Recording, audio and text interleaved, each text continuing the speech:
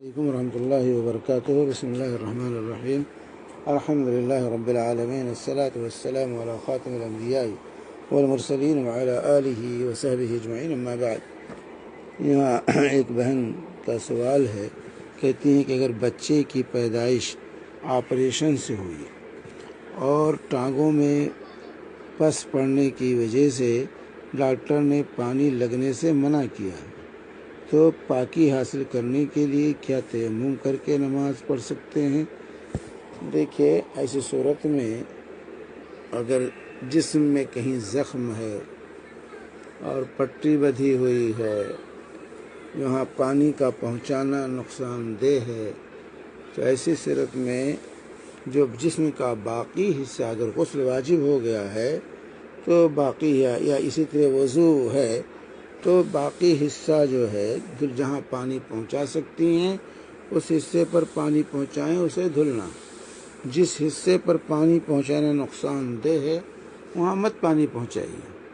آپ غسل کریں اگر غسل کرنا ہے، یا وضو کے اعضائے وضو میں سے کہیں زخم ہے یا جسم میں کہیں زخم ہے غسل کی صورت میں، تو جہاں پانی پہنچنا نقصان دہ ہے، بیماری بڑھ سکتی ہے یا بیماری ہو سکتی ہے، تو ایسی صورت میں وہاں پانی پہنچانا لازم نہیں ہے، بلکہ جسم کا باقی حصہ آپ دھلیں گی، اور جس جگہ پانی پہنچانا نقصان دہ ہے وہاں مت پانی پہنچائیے، اس جگہ مسح کر لیں، پٹی بدھی ہے اس کے اوپر مسح کر لیں، جیسا کہ عبداللہ بن عمر رضی اللہ عنہما سے ثابت ہے، سنن کبریٰ للبیہقی جلد نمبر 1 صفحہ 228 پہ، کہ انہوں نے پٹی پر مسح کیا، پٹی بندھی ہوئی تھی جسم پر اور اس پر انہوں نے مسح کیا۔ اور شیخ البانی نے تمام المنہ جو ہے پہ میں اس کو صحیح قرار دیا، اس لیے ارواء الغلیل دیکھیے، ارواء الغلیل جلد نمبر 1 صفحہ 142 میں، تو جو ہے پٹی پر مسح کر سکتے ہیں، پٹی بدھی ہوئی ہے، پس کا مسئلہ ہے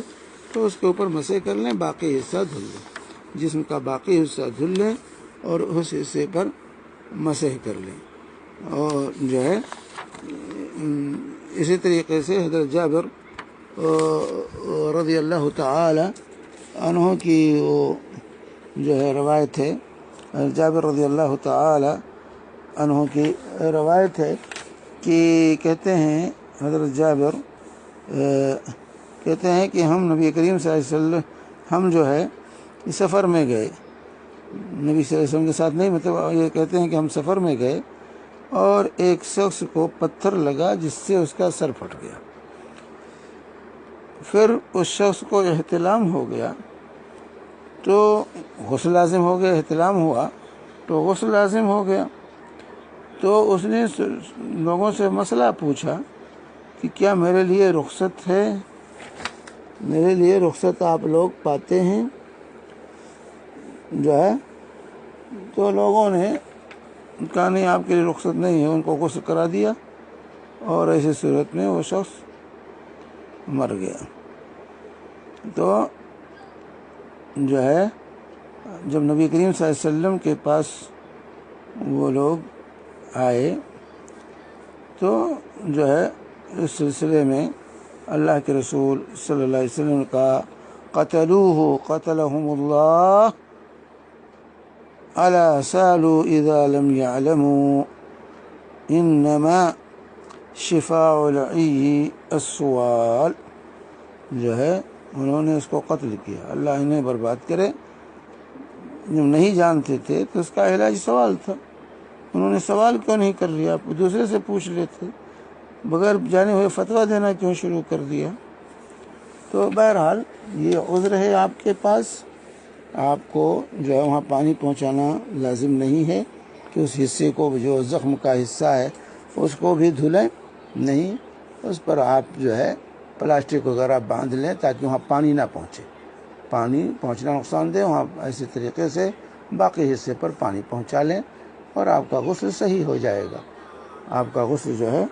صحیح ہو جائے گا اور آپ کی نماز صحیح ہوگی۔ تو اس میں اور دیگر لوگ، ہاں اگر غسل ہی کرنا ممکن نہیں ہے، غسل نہیں ہو سکتا ہے تو پھر آپ تیمم کر کے نماز پڑھ سکتے ہیں۔ غسل کرنا اگر ممکن نہیں ہے، غسل ہی نہیں ہو سکتا ہے، تو پھر تیمم کر کے نماز پڑھنا ایسے شخص کے لیے جائز ہے۔ تیمم اس کے لیے مشروع ہے، جو غسل کے لیے بھی ہو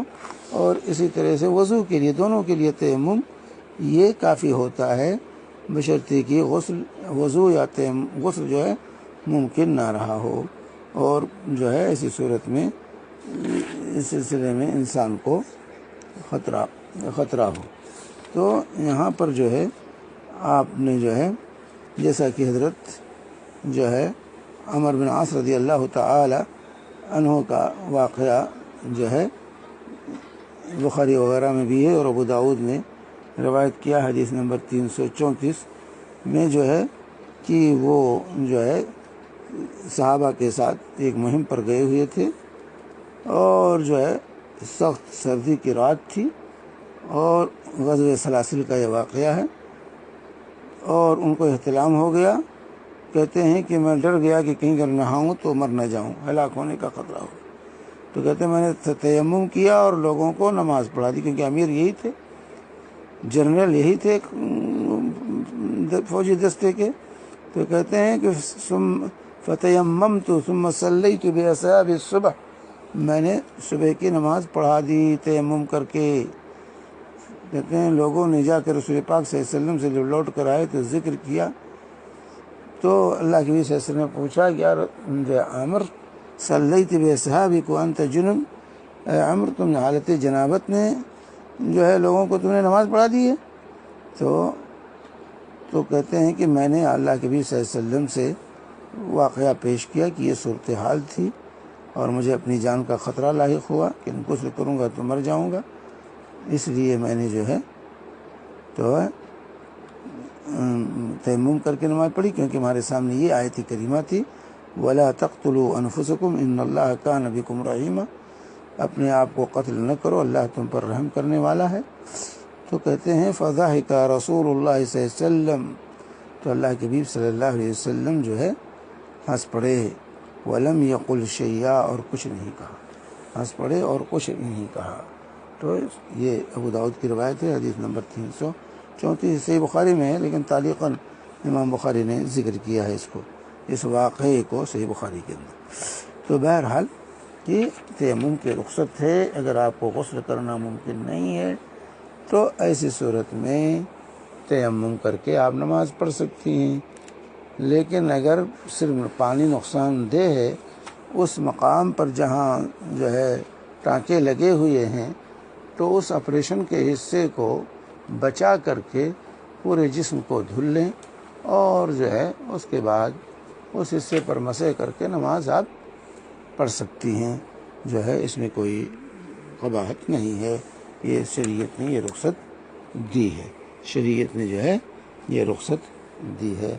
وصلی اللہ علی نبینا محمد وعلی آلہ وصحبہ وسلم۔